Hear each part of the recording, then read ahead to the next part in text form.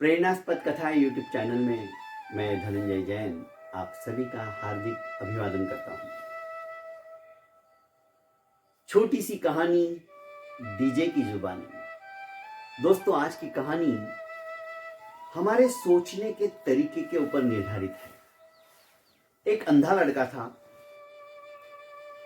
एक बहुत बड़े ऑफिस के बाहर छोटा सा कटोरा लेकर आए दिन वो बैठा मिलता था। लोग आते, कोई उसका उपहास उड़ाता तो कोई दयावश करुणावश अपने जेब में 1 रुपया 2 रुपया का जो कोई सिक्का बचा हुआ रहता था वो उसके कटोरे में डाल देते। उस अंधे लड़के के बाजू में ही एक तख्ती थी। उस तख्ती पे लिखा हुआ था, मैं एक अंधा लड़का हूं और आप मेरी यथाशक्ति मदद कीजिए। लोग उस तख्ती को पढ़ते, निकल जाते, कोई कोई सिक्का डाल देते। एक लड़का जिसका कि नाम अनमोल था उसी कंपनी में काम करता था। इसने भी देखा कि अंधा लड़का एक भीख मांग रहा है और उसके पीछे तख्ती में ऐसा लिखा हुआ है।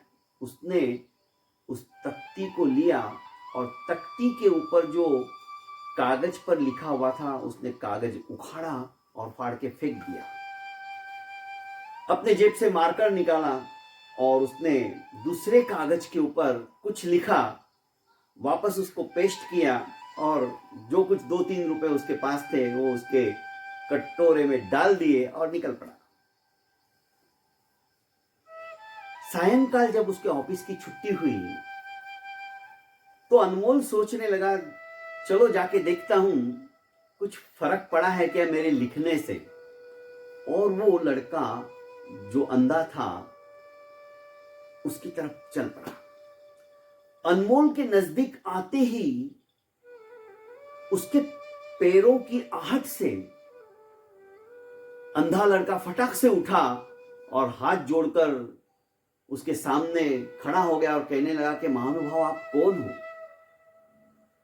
आपके आते ही मैं आपको पहचान गया, क्योंकि आपने जो परफ्यूम लगाया है, आपने ऐसा क्या लिख दिया जो आज जो भी इस रास्ते से गुजर रहा है, जो भी मेरे सामने से निकल रहा है, मेरे को कुछ ना कुछ दिए बिना आगे नहीं बढ़ रहा है। मैं जानना चाहता हूं आप कौन हो और आपने क्या लिखा। अनमोल ने कहा, आपके पीछे जो तख्ती थी उस तख्ती के ऊपर लिखा था कि मैं एक अंधा लड़का हूं और यथाशक्ति आप मेरी मदद कीजिए।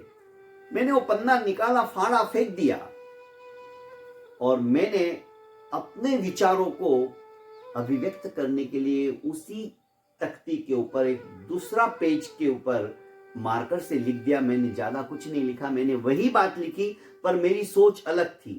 मैंने लिखा, आज का दिन कितना खूबसूरत है पर मैं उसे देख नहीं पा रहा हूं। आप खुशनसीब हो जो आप देख पा रहे हो। बस ये छोटी सी बात विचारों को बदल देती है। दोस्तों, जैसे हमारे विचार रहते हैं बात वही रहती है पर हमारी सोच अलग हो जाती है। एक होटल के अंदर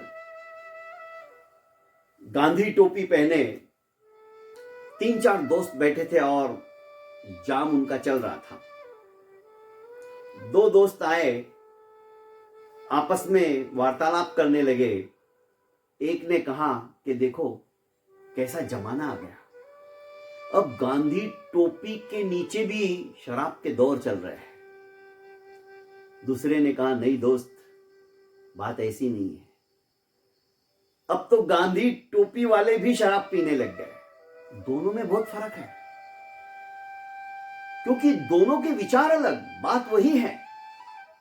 किसी को गुलाब के फूल के अंदर कांटे नजर आते हैं तो किसी को कांटों में भी गुलाब का फूल नजर आता है मुस्कुराते हुए।